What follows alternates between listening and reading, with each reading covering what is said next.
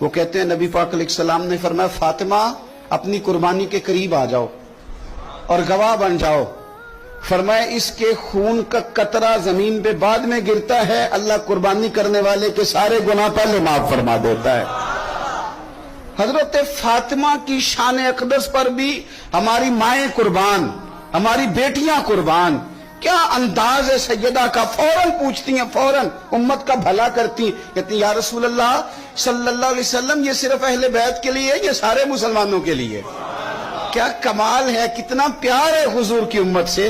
حضور یہ صرف اہل بیت نبوت کے لیے ہے. نبی پاک نے فرمایا نہیں فاطمہ یہ ساری امت کے لیے فضیلت ہے کہ قربانی کرنے والے کے جانور کا خون کا قطرہ بعد میں زمین پہ گرتا ہے، اللہ سارے گناہوں کو پہلے معاف کر دیتا ہے.